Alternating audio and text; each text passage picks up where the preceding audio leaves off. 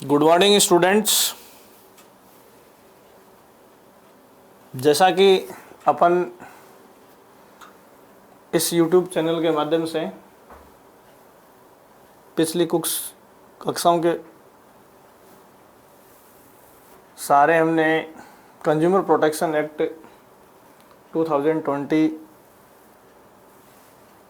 19 का अध्ययन कर रहे हैं और आज अपन इसी टॉपिक से जुड़ी हुई एक बात को डिस्कस करेंगे और उसका जो हेडिंग है अपने सामने वो है अनुचित व्यापार व्यवहार।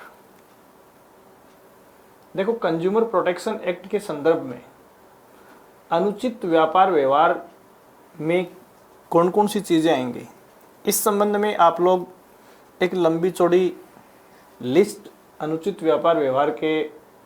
संदर्भ में देखेंगे और इसी चीज़ को अपन कंज्यूमर प्रोटेक्शन एक्ट के सेक्शन 2 सबसेक्शन 47 के साथ डिस्कस करते हैं। तो अपने इस टॉपिक में जो महत्वपूर्ण बातें हैं वो एग्ज़ाम की दृष्टि से अपने को बहुत ज़्यादा एक्सप्लेनेशन या केस लॉज के साथ लेने की आवश्यकता नहीं है, क्योंकि इस सेक्शन में ऑलरेडी बहुत सारी चीज़ें हैं जिनको अपन यदि एग्ज़ाम में या इससे रिलेटेड क्वेश्चन में सुपरफिशियल टच करें या यूँ कहें कि बेयर एक्ट की इस सेक्शन को ही अपन टच कर लें तो सफिशिएंट होता है। इसलिए हमें इस चीज़ की ज़्यादा आवश्यकता नहीं है कि हम इसका एक्सप्लेनेशन देखें। देखिए, इस स्लाइड में मैंने consumer protection act section 2 subsection 47 को सिस्टमेटिक तरीके से जैसा बेयर एक्ट में है उसी तरीके से लिया है। स्लाइड का आप स्क्रीनशॉट लेते जाइए, साथ में जो चीज़ें अपने को इसमें गौर करनी है उनको मैं डिस्कस करता जाऊंगा। तो इस सेक्शन को अपन इस तरीके से रीड आउट करेंगे। अनुचित व्यापार व्यवहार अर्थात व्यापार व्यवहार जो विक्रय के संवर्धन के प्रयोजन के लिए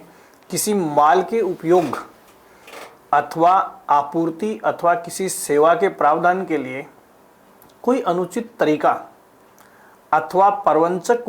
वृत्ति अपनाना जिसमें निम्नलिखित वृत्तियों में से कोई सम्मिलित है यथा। देखिए, पहली बात, अनुचित व्यापार व्यवहार का जो उद्देश्य है वो क्या हो सकता है। ये सबसेक्शन अपने को ये कहता है कि हम विक्रय के संवर्धन के प्रयोजन के लिए ऐसा कर सकते हैं। किसी माल के उपयोग अथवा आपूर्ति सप्लाई को लेकर हम अनुचित व्यापार व्यवहार कर सकते हैं या सप्लाई के रेफरेंस में अनुचित व्यवहार को अंजाम दिया जा सकता है, अथवा किसी सेवा के प्रावधान के लिए कोई अनुचित तरीका। अगर हम किसी सर्विस के संबंध में किसी इलीगल या अनुचित तरीके को अपनाते हैं या प्रवंचक वृत्ति को अपनाना, देखो व्यापार या ट्रेड के संबंध में जिस वृत्ति को अपनाने की प्रवंचना की गई है या कानून में उसको अपनाने की मनाही की गई है, यदि हम उसको अपनाते हैं तो ये सब चीजें अनुचित व्यापार व्यवहार में आएंगी। एक बार फिर देखिए, विक्रय के संवर्धन के प्रयोजन के लिए किसी माल के उपयोग के संबंध में अनुचित व्यापार व्यवहार हो सकता है, अथवा सप्लाई के संबंध में अनुचित व्यापार व्यवहार हो सकता है, अथवा किसी सेवा के प्रावधान के लिए कोई अनुचित तरीका अनुचित व्यापार व्यवहार हो सकता है, या किसी प्रवंचक वृत्ति को अपनाना अनुचित व्यापार हो सकता है। तो ये चार तरीके की सुपरफिशियल या जो मेजर ऑब्जेक्ट के रूप में अनुचित व्यापार व्यवहार के लिए रखे गए हैं। तो देखो, इसको अपन यूं भी देख सकते हैं कि अनुचित व्यापार व्यवहार का जो उद्देश्य है वो क्या हो सकता है। तो पहला उद्देश्य हो सकता है कि विक्रय के संवर्धन के प्रयोजन के लिए किसी माल के उपयोग को गलत तरीके से प्रदर्शित करना, या सप्लाई के संबंध में किसी प्रकार का मिथ्या जो है वो संसूचन करना, या किसी माल के प्रावधान के लिए कोई अनुचित तरीके का इस्तेमाल करना, या फिर मना की गई वृत्ति को अपनाना, ये सब अनुचित व्यापार व्यवहार के ऑब्जेक्ट हो सकते हैं।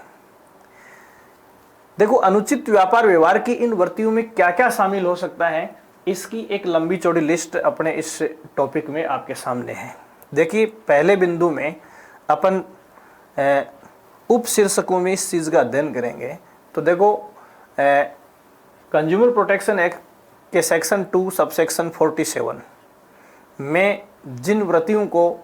अनुचित व्यापार व्यवहार में या जिन एक्टिविटीज़ को अनुचित व्यापार व्यवहार में शामिल किया जा सकता है, उनमें पहली एक्टिविटी जो है वो देखिए, कोई विवरण करना, चाहे मौखिक अथवा लिखित में अथवा दृश्यमान निरूपण के जरिए, जिसमें इलेक्ट्रॉनिक अभिलेख के साधन सम्मिलित हैं। देखो, कोई ऐसा अकाउंट या विवरण रिप्रेजेंट करना जो ओरली हो सकता है, जो रिटन हो सकता है, या किसी अन्य दृश्य सिंबल्स के रूप में हो सकता है। तो कोई भी ऐसा विवरण का प्रेजेंटेशन जो ओरली, रिटन या अन्य किसी सिंबल के जरिए हो सकता है, और विशेष तौर से इसमें जिन इलेक्ट्रॉनिक अभिलेखों को शामिल किया जाता है, वो इलेक्ट्रॉनिक अभिलेख कौन कौन से हैं। तो उसमें पहली कैटेगरी देखिए, पहली कैटेगरी है मिथ्या पूर्वक माल के विशिष्ट मानक। मिथ्या पूर्वक माल के विशिष्ट मानक, तो देखो, जो गलत माल है उसके स्पेसिफिक स्टैंडर्ड शो करना, गुणवत्ता, क्वालिटी के संबंध में, परिमाण, क्वांटिटी के संबंध में, श्रेणी, कैटेगरी के संबंध में, संयोजन, अटैचमेंट, शैली अथवा प्रतिमान का चित्रण करता है। अगर किसी भी विशिष्ट मानक, गुणवत्ता, परिमाण, श्रेणी, संयोजन, शैली या प्रतिमान चित्रण के रूप में किसी भी प्रकार का मिथ्या पूर्वक जो निरूपण है, गलत निरूपण है, वो अनुचित व्यापार व्यवहार में आएगा। ये फर्स्ट कैटेगरी है अनुचित व्यापार व्यवहार के संबंध में। दूसरी कैटेगरी आप देखिए, सेवा के विशिष्ट मानक, गुणवत्ता अथवा श्रेणी का चित्रण करना। देखो, सर्विस की किसी विशिष्ट स्टैंडर्ड कैटेगरी या उसकी क्वालिटी या उसकी किसी विशेष श्रेणी का चित्रण यदि गलत तरीके से किया गया है, अनुचित तरीके से किया गया है, या उससे कोई ऐसा इफेक्ट पैदा करने के उद्देश्य से उसे किया गया है जिससे अनुचित तरीके से लाभ कमाया जा सके, तो वो एक्टिविटी जो है वो अनुचित व्यापार व्यवहार में आएगी। तीसरी कैटेगरी, किसी पुनः बनी, जो रिफ्रेम हुई वस्तु है, पुरानी, नवीनीकृत, सुधारी हुई पुरानी वस्तु को नई जैसी के रूप में मिथ्या पेश करना। तो देखो, किसी भी निर्मित वस्तु का जो कूटकरण है या उसका छद्म रूप जो पेश किया जाता है, वो मिथ्या व्यापार व्यवहार में या अनुचित व्यापार व्यवहार में माना जाएगा। या किसी भी चीज़ का ऐसा कूट मॉडिफिकेशन ताकि अनुचित तरीके से लाभ कमाया जा सके, उसे हम इस सेक्शन के रेफरेंस में अनुचित व्यापार व्यवहार में काउंट करेंगे। फोर्थ कैटेगरी इसमें जो है, माल अथवा सेवा के प्रयोजन, अनुमोदन, निर्वहन, स्वरूप, सहायक तत्व, उपयोग अथवा फायदे का चित्रण, जो वैसा है वैसे है नहीं। देखो, किसी भी माल अथवा सेवा के संबंध में उसके प्रयोजन, अनुमोदन, निर्वहन आदि संबंध में जो चित्रण किया जाता है या जो प्रेजेंटेशन दिया जाता है उसके संबंध में, एक्चुअल में उस प्रेजेंटेशन के अकॉर्डिंग वो वस्तु होती नहीं है, तो इसे भी हम अनुचित व्यापार व्यवहार की कैटेगरी में काउंट करेंगे। फिफ्थ, चित्रण की विक्रेता अथवा आपूर्तिकर्ता प्रयोजन अथवा अनुमोदन अथवा संबंधता से युक्त है, जो वह विक्रेता अथवा आपूर्तिकर्ता है नहीं। देखो, सप्लायर के संबंध में ये क्लॉज जो है वो सप्लायर के संबंध में अनुचित व्यापार व्यवहार की विशेषता को बताता है कि विक्रेता अथवा आपूर्तिकर्ता के संबंध में या प्रयोजन के संबंध में या रिलेवेंस या समानता के रिकॉग्नाइजेशन के संबंध में किसी प्रकार का ऐसा फॉल्स प्रेजेंटेशन जो एक्चुअल में जिस विक्रेता या आपूर्तिकर्ता के संबंध में प्रस्तुत किया जाता है या अभिव्यक्त किया जाता है। एक्चुअल में ऐसा विक्रेता या आपूर्तिकर्ता होता ही नहीं है। देखिए, यदि सप्लायर या सेलर के संबंध में किसी प्रकार की गलत इंफॉर्मेशन देकर किसी माल को सेल आउट किया जाता है तो इस सबसेक्शन का एक क्लॉज इसे अनुचित व्यापार व्यवहार की परिभाषा में शामिल करता है। इसके बाद में छठा बिंदु आप देखिए, किसी सेवा अथवा माल की जरूरत अथवा उपयोगिता संबंधी मिथ्या अथवा भ्रामक रूपण करना। देखो, किसी भी सर्विस को या किसी भी माल को सेल आउट किया जाता है और उसको सेल आउट करते समय जरूरत अथवा उपयोगिता की पूर्ति के रूप में किसी प्रकार का झूठा या किसी प्रकार का भ्रामक रूपण किया जाता है तो वो भी इस सेक्शन के अकॉर्डिंग अनुचित व्यापार व्यवहार में आएगा। कहने का मतलब ये कि किसी माल को बेचते समय सेलर द्वारा अगर इस प्रकार की भ्रामक सूचना दी जाती है या इस प्रकार का कोई मिथ्या कथन किया जाता है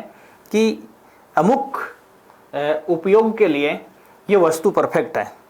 जबकि एक्चुअल में वो वस्तु वैसे उपयोगिता को सिद्ध करने में नाकाम है, तो इस प्रकार का भ्रामक निरूपण या इस प्रकार का फॉल्स रिप्रेजेंटेशन जो है या ऐसा जो कथन है वो इस एक्ट के अकॉर्डिंग अनुचित व्यापार व्यवहार में काउंट होगा। इसके बाद में अगले सब क्लोज में देखिए, 7th में या 6, लोगों की किसी माल अथवा उत्पाद के निष्पादन क्षमता अथवा टिकाऊ होने का समाश्वासन अथवा प्रत्याभूति देना जो उसके पर्याप्त अथवा उचित परख पर आधारित नहीं है। देखो, किसी भी व्यक्ति द्वारा किसी माल या किसी उत्पाद के निष्पादन या मतलब उसकी परफॉर्मेंस या उसकी एफिशिएंसी क्षमता अथवा उसका टिकाऊ होना मतलब उसकी सस्टेनेबिलिटी के संबंध में कोई भी व्यक्ति किसी भी प्रकार का समाश्वासन देता है या इस प्रकार की कोई गारंटी या प्रत्याभूति देता है जो एक्चुअल में बिना किसी परख के दी जाती है। मतलब बिना परखे कोई भी व्यक्ति किसी भी माल अथवा उत्पाद के संबंध में किसी प्रकार के उसकी परफॉर्मेंस, उसकी एफिशिएंसी या उसकी सस्टेनेबिलिटी के ऊपर अगर आश्वासन देता है, झूठा आश्वासन देता है, जबकि उस प्रकार का कोई आश्वासन या उस प्रकार की कोई परख या उस प्रकार का एविडेंस इस प्रकार की प्रत्याभूति या आश्वासन देने वाले द्वारा परखी नहीं गई है। कहने का मतलब है कि कोई व्यक्ति बिना परखे किसी वस्तु के निष्पादन क्षमता या उसके टिकाऊपन पर किसी प्रकार का समाश्वासन या उससे संबंधित कोई गारंटी देता है तो उसे हम अनुचित व्यापार व्यवहार की कैटेगरी में शामिल करेंगे। यहाँ एक बात और ध्यान देने योग्य अपने लिए जो है वो है कि ये जो उपयुक्त प्रावधान है समाश्वासन या गारंटी देना किस चीज के संबंध में जिसकी परख उस व्यक्ति ने नहीं की है जो आश्वासन या गारंटी उस वस्तु के संबंध में दे रहा है, वहां प्रावधान ये है कि जहां इस आशय का बचाव उभरता है कि वह समाश्वासन अथवा प्रत्याभूति पर्याप्त अथवा उचित परीक्षण पर आधारित है, प्रमाणित करने का भार वही उस बचाव का उस व्यक्ति का होता है जिसने वह बचाव उभारा है। देखो, जो आदमी प्रतिरक्षा के रूप में इस बात को ये लेता है कि मैंने उचित परख करने के बाद ही किसी प्रकार का आश्वासन या गारंटी दी है, तो एक्चुअल में वो वस्तु पहले परखी गई थी या नहीं परखी गई थी, इस बात का प्रमाण या इस बात को साबित करने का भार या बर्डन ऑफ प्रूफ जो है वो उसी व्यक्ति पर होगा जो इस प्रकार के डिफेंस को इस्तेमाल करना चाहता है। नेक्स्ट 8वां जो इसकी डेफिनेशन के संबंध में है, लोगों को इस प्रारूप में चित्रण करने की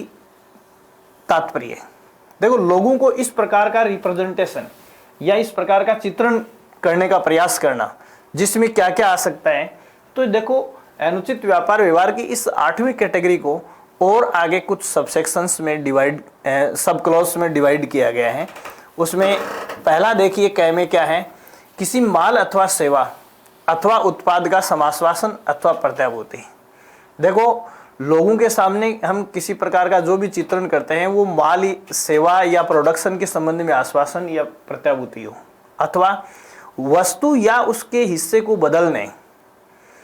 रख रखाव करने अथवा मरम्मत करने का वादा अथवा सेवा को दोहराने या जारी रखने का वादा तब तक का जब तक उसका विशिष्ट नतीजा हासिल न हो। यदि उस समय समाश्वासन अथवा प्रत्याभूति अथवा वचन का तात्पर्य तात्विकता से भ्रामक है अथवा कोई यथोचित संभावना नहीं है कि उस समाश्वासन प्रत्याभूति अथवा वचन का कार्यान्वयन होगा। देखिए यहाँ ये अनुचित व्यापार व्यवहार की एक बहुत बड़ी विशेषता है। कई बार क्या होता है कि सप्लायर या सेलर जो है वो किसी वस्तु या उसके किसी हिस्से के संबंध में इस प्रकार की भ्रामक गारंटी दे देते हैं या उसके संबंध में इस प्रकार का भ्रामक आश्वासन दे देते हैं या इस प्रकार का कोई प्रोमिज कर लेते हैं जिसके क्रियान्वयन की कोई संभावना नहीं होती।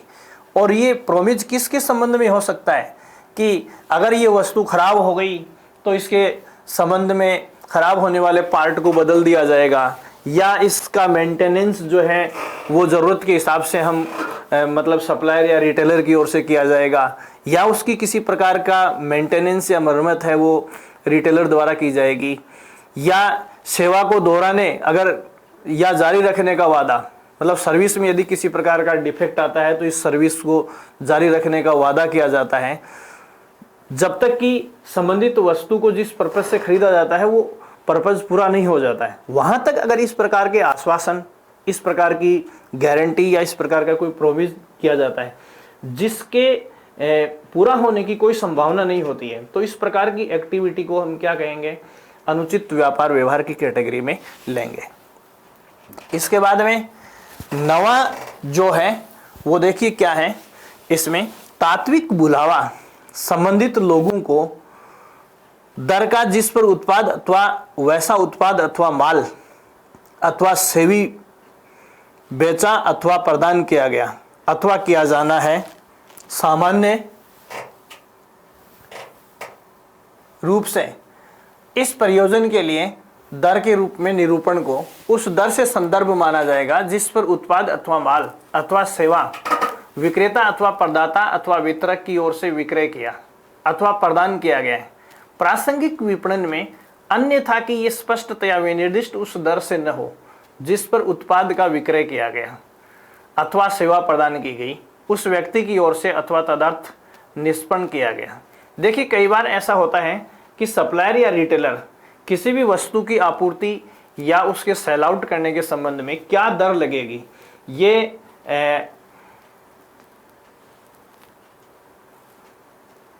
सेल आउट करने के समय या सप्लाई करने का वचन देने के समय रेट्स कुछ अलग बताई जाती हैं और उसके बाद में जब सर्विस या वस्तु को सेल आउट किया जाता है तो बताई गई जो रेट्स होती हैं उनसे डिफरेंट रेट्स अप्लाई कर ली जाती हैं।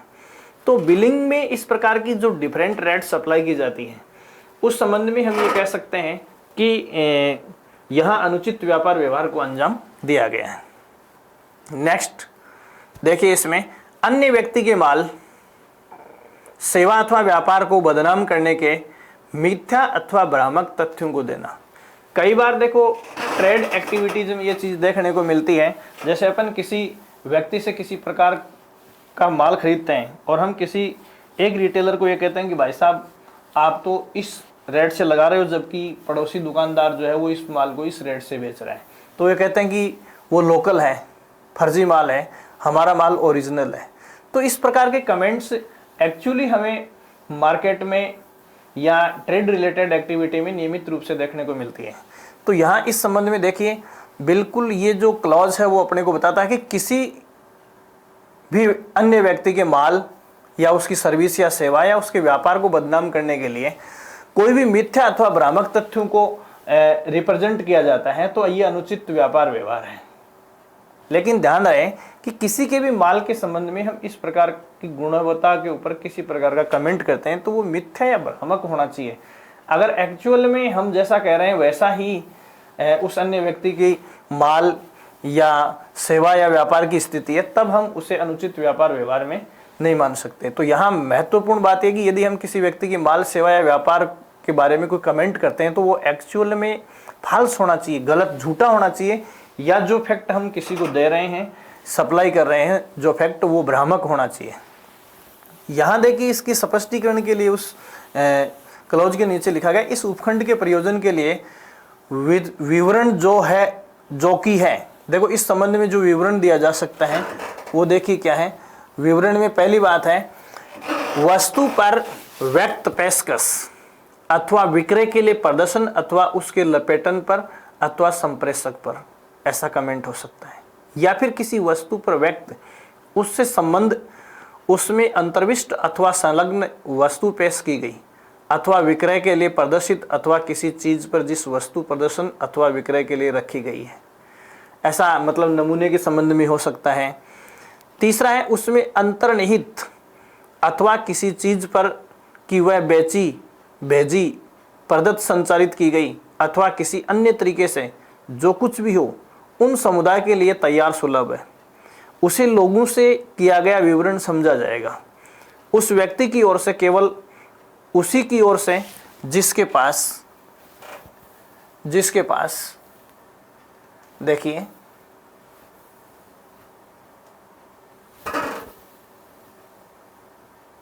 ऐसा विवरण व्यक्त करने, बनाने अथवा अंतर्निहित करने की वजह थी।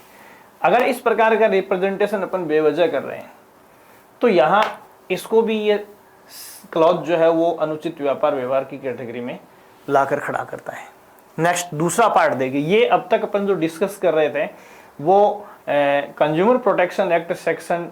2 सबसेक्शन 47 का पहला पार्ट था। दूसरा पार्ट देखिए क्या कहता है इसमें, विज्ञापन प्रकाशित करने की अनुज्ञा करना, चाहे किसी समाचार पत्र अथवा अन्यथा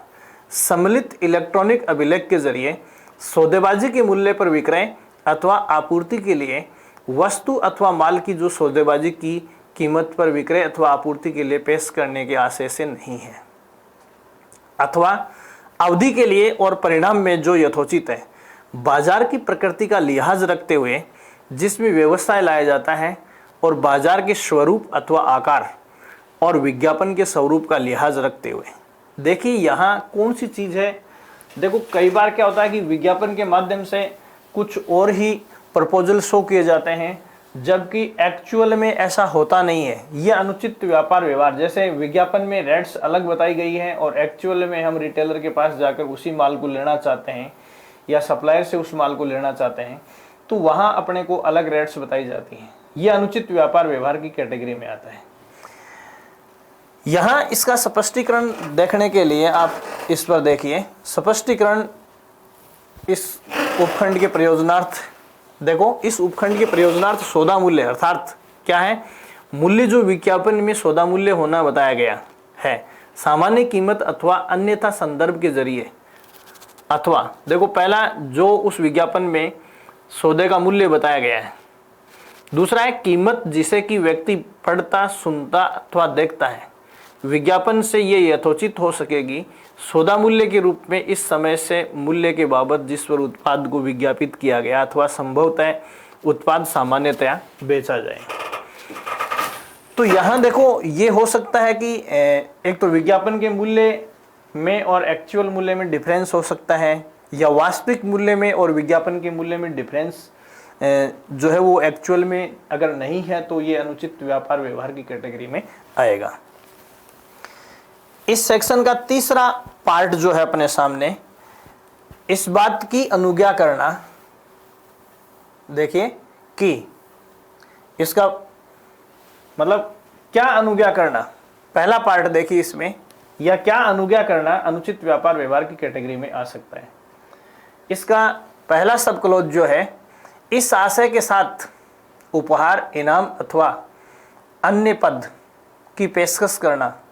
कि उन्हें पेशकश अथवा ये असर पैदा करने को पेश नहीं किया जा रहा है कि जो कुछ दिया जा रहा है या पेश किया जा रहा है वह निःशुल्क है,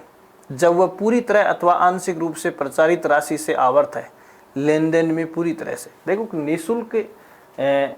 चीज़ों का विज्ञापन करना जबकि एक्चुअल में ऐसा होता नहीं है। दूसरी बात, किसी प्रतिस्पर्धा, लाभ, कर्तव्य अथवा कलाबाजी का संचालन प्रत्यक्ष अथवा प्रत्यक्ष रूप से संवर्धन के प्रयोजन के लिए किसी उत्पाद अथवा किसी व्यावसायिक हित के विक्रय, उपयोग अथवा आपूर्ति के सिवाय स्पर्धा, लॉटरी, कर्तव्य, कलाबाजी के जैसा विहित किया जाए। देखिए किसी भी मतलब प्रत्यक्ष या अप्रत्यक्ष रूप से किसी भी प्रकार की कीमत या लाभ संवर्धन के लिहाज से किसी भी एक्टिविटी को अपन स्पर्धा, लाभ, कर्तव्य अथवा कलाबाजी के रूप में छद्म रूप से अभिव्यक्त करते हैं, तो ये अनुचित व्यापार व्यवहार की कैटेगरी में आएगा। इसका तीसरा सब क्लॉज देखिए, उस किसी योजना में भाग लेने वालों से, उस किसी योजना में भाग लेने वालों से जो उसके बंद होने पर मुफ्त उपहार, इनाम अथवा अन्य मद को पेशकश करता है,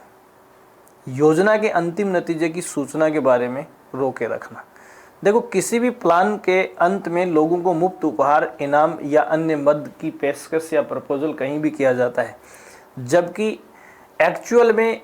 उस प्लान के अंतिम नतीजे के संबंध में लोगों को किसी प्रकार की कोई सूचना नहीं दी जाती है, तो इस प्रकार के लोक लुभावने जो ऑफर हैं वो अनुचित व्यापार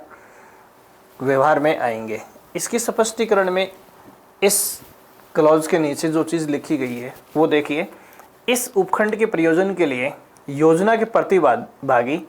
वहाँ योजना के अंतिम परिणाम से सूचित हुए समझे जाएंगे जहाँ वह नतीजा यथोचित समय के अंदर त्वरितता से उसी समाचार पत्र में प्रकाशित हुआ जिसमें योजना मूल रूप से विज्ञापित हुई। तो देखिए, अगर किसी भी प्लान को किसी न्यूज़पेपर में प्रकाशित किया जाता है और उस प्रकाशन के माध्यम से ही या उस न्यूज़पेपर में प्रकाशन की वजह से ही कोई व्यक्ति उस योजना का प्रतिभागी बनता है और उसी न्यूज़पेपर में यदि उस प्लान के संबंध में अंतिम नतीजे का प्रकाशन कर दिया जाता है, तो ये माना जाएगा कि प्रपोज करने वाले ने उस योजना के संबंध में अंतिम नतीजे को प्रकाशित कर दिया गया है। इस सबसेक्शन के चौथे क्लॉज में देखिए क्या है, उपयोग के आशय से माल की बिक्री। देखो, इस्तेमाल किए जाने के इरादे से माल की बिक्री अथवा आपूर्ति की अनुमति करना, अथवा प्रकार की, मतलब टाइप किस किस्म का है, प्रकार की जो उपभोक्ता की ओर से संभवतः उपयोग की जाए, जानकारी अथवा कारण, जानकारी अथवा कारण से इस विश्वास से कि उपभोक्ता सक्षम प्राधिकारी की ओर से विहित उस मान की पालना वाला माल नहीं है जो उसके निष्पादन, संयोजन, अंतर्वस्तु, विन्यास, संरचना, परिष्करण अथवा वेस्टर्न के संबंध में उस माल का उपयोग करने वाले व्यक्ति को चोटिल करने की जोखिम से बचाव अथवा कम करने के लिए आवश्यक हो। देखो, कई बार हम सेलर से या रिटेलर से या सप्लायर से किसी माल को अपने किसी विशेष उद्देश्य की पूर्ति के लिए करते हैं और हम अपना जो विशेष उद्देश्य है उस माल को खरीदने के पीछे वो अपन सेलर से या विक्रेता के सामने शेयर कर देते हैं। इसके बावजूद जो विक्रेता है वो अपने उद्देश्य को जानते हुए भी ऐसा माल या ऐसी विषय वस्तु अपने को उपलब्ध करवाता है जिसकी गुणवत्ता अपने उद्देश्य की पूर्ति के अनुरूप नहीं होती है। तो ऐसी सिचुएशन में हमें जो माल उपलब्ध करवाया गया है या जो डिलीवरी दी गई है, ये कंज्यूमर प्रोटेक्शन एक्ट के इस सेक्शन के अकॉर्डिंग क्या माना जाएगा, अनुचित व्यापार व्यवहार की कैटेगरी में माना जाएगा। यहाँ पांचवा क्लॉज देखिए इस सब सेक्शन का, माल का एकत्रीकरण अथवा नष्टकरण की अनुमति करना अथवा वस्तु के विक्रय से मनाही अथवा उन्हें विक्रय के लिए उपलब्ध कराना अथवा किसी सेवा प्रदानता के लिए यदि वह एकत्रीकरण अथवा नष्टकरण अथवा इनकार हुआ या होने का आशय है, उनकी लागत अथवा अन्य वैसे ही माल अथवा सेवा। तो देखो, कई बार ऐसा होता है कि हम उपलब्ध करवाए जाने या सेवा दी जाने वाले माल का एकत्रीकरण या नष्ट करने का जो कार्य है वो करने की अनुमति प्रदान कर देते हैं या विक्रय से हम किसी वस्तु से मना कर देते हैं जबकि एक्चुअल में वो चीज़ हमें मिलनी चाहिए। तो ये भी एक अनुचित व्यापार व्यवहार है, ठीक है। या फिर यूँ कह सकते हैं कि जो चीज़ हमें विक्रेता से मिलनी चाहिए और विक्रेता हमें वो चीज़ सेल आउट करने से मना कर देता है, तो ये कंज्यूमर प्रोटेक्शन एक्ट की कैटेगरी में अनुचित व्यापार व्यवहार से संबंधित है। छठा जो पार्ट है इस सबसेक्शन का वो है बनावटी माल का निर्माण। देखो, आर्टिफिशियल माल का प्रोडक्शन किया जाता है अथवा उस माल को विक्रय करने के लिए पेश करना, मतलब किसी आर्टिफिशियल या कृत्रिम तरीके से या मतलब बनावटी जो माल है उसको पेश करना, या सेवा के प्रावधान में प्रवंचक वृत्तियों को अपनाना। मतलब प्रवंचक का मतलब है कि सर्विस के मामले में जिन सर्विसेज की मनाही की गई है, कानूनन मनाही है, ऐसी सर्विसेज को प्रोवाइड करना, ये सब अनुचित व्यापार व्यवहार की कैटेगरी में आता है। 7वां पार्ट जो है वो व्यय पत्रक अथवा नगद पत्र को अथवा रसीद को माल बिक्री के लिए जारी नहीं करना अथवा सेवा उस तरीके में नहीं देना जैसा विहित किया जाए। अगर हम कहीं से माल खरीद रहे हैं और उस माल के संबंध में किसी प्रकार का व्यय पत्रक या नगद पत्र या उसकी कोई रिसिप्ट या पावती खरीदने वाले को मिलनी चाहिए, तो माल देने वाले द्वारा इस प्रकार की रिसिप्ट या इस प्रकार का बिल उपलब्ध नहीं करवाया जाता है, तो ये एक्टिविटी भी अनुचित व्यापार व्यवहार की कैटेगरी में आती है। 8वां पार्ट इस सबसेक्शन का जो है वो माल विक्रय अथवा सेवा देने के बाद दोषपूर्ण माल को वापस लेने अथवा हटा लेने अथवा कमी वाली सेवा का वापस लेने अथवा बंद करने से मना करना और उसके प्रतिफल को वापस करने से मना करना। यदि भुगतान किया गया है इस अवधि के अंदर जो व्यय पत्रक अथवा नगद पत्र अथवा रसीद में नियत है, उस नियत किए जाने के अभाव में 30 दिन की अवधि के अंदर। तो देखिए कई बार अपने को माल खरीदते वक्त बिल, माल की डिलीवरी बिल या रिसिप्ट के साथ दी जाती है और उसमें उस माल के इस्तेमाल की गारंटी की अवधि का उल्लेख होता है, और अगर उस अवधि के दौरान वो माल अपने पर्पज के अनुकूल नहीं होता है, तो ऐसी सिचुएशन में यदि विक्रेता या सेलर जो है वो उस माल को बदलने से मना करता है या अपने पर्पज या अपने उद्देश्य के अनुरूप गुणवत्ता वाला माल देने से इनकार करता है, या फिर उस माल को वापस लेने या जो अपन ने भुगतान किया उस भुगतान को वापस करने से इनकार करता है, तो ये सब एक्टिविटी जो है वो कंज्यूमर प्रोटेक्शन के इस सब क्लॉज के अकॉर्डिंग अनुचित व्यापार व्यवहार की कैटेगरी में आते हैं। फिर देखिए 10वां क्लॉज जो है, 10वां जो पार्ट है, दूसरे व्यक्ति को उस निजी जानकारी को जाहिर करना जो उपभोक्ता की ओर से विश्वास में दी गई है, अन्यथा कि वह प्रकटीकरण तत्समय प्रभावी किसी विधि के प्रावधानों के अनुरूप किया जाए। देखिए किसी भी विक्रेता को उपभोक्ता विश्वास करते हुए कोई जानकारी देता है और उस जानकारी को यदि या उस निजी वैश्वासिक जानकारी को यदि अन्य लोगों के सामने जाहिर किया जाता है, तो ये भी अनुचित व्यापार व्यवहार की कैटेगरी में आएगा। इस प्रकार ये जो सेक्शन 2 का सबसेक्शन 47 जिसकी अभी अपन ने चर्चा की है, वो अपने सामने जिस चीज़ को व्यक्त करता है वो आपके सामने शीर्षक में स्टार्टिंग में मैंने आपको बताया है कि अनुचित व्यापार व्यवहार जो है वो क्या है। इस अनुचित व्यापार व्यवहार को कंज्यूमर प्रोटेक्शन एक्ट के सेक्शन 2 सबसेक्शन 47 में इन 10 उपशीर्षकों में या पार्ट्स में डिफाइन किया गया है, जिसको डिटेल से मैंने इस कक्षा में आपके साथ शेयर किया है। तो आप जब भी इस सबसेक्शन को या अनुचित व्यापार व्यवहार को क्या है, इसमें क्या क्या आता है, कौन सी चीज़ इसमें आती है, कौन सी चीज़ इसमें नहीं आती, ये सब्जेक्टिव ऑब्जेक्टिव टाइप क्वेश्चन के हिसाब से जैसे इसको सिंप्लीफाइड तरीके से मैंने आपको समझाया है, उस तरीके से आप एक इसका शॉर्ट नोट तैयार करेंगे। बाकी कैश लॉज जो है वो अलग अलग टाइटल्स में आपको मिलते रहेंगे। आज की कक्षा में इतना ही। Thank you so much.